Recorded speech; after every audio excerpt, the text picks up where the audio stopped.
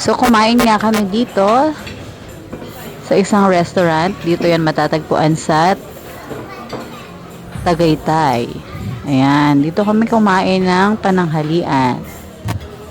So, talaga namang napakaganda talaga ng Taal Volcano na yan.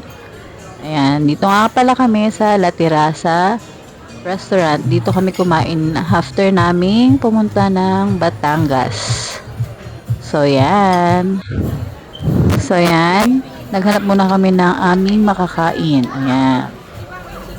So, dahil wala pang aming in-order, nag-picture-picture muna kami dito sa magandang tanawin na to.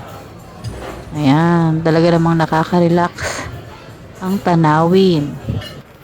Ayan. At napakasarap din kumain pag may tanawin ka. Ganito ang makikita. Ayan, no? Sobrang ganda. Diba? So, ayan nga.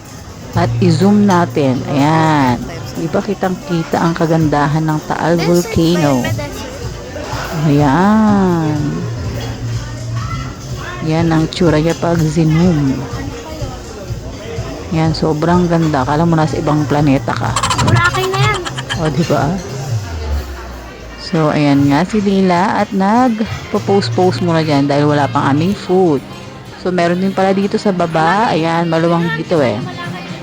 Meron ditong Anli. Ayan, and then meron ding a la carte. Ayan, may mga merienda rin sila. Salad, ganyan. May mga milk tea, ganun din. So, syempre, in-order namin is pang tanghalian. So, tara, dyan ang aming pagkain. Tara, kain na tayo. Ayan, may salad kami. Syempre, hindi mawala ang sinigang na hipon and yung aming favorite na kare-kare.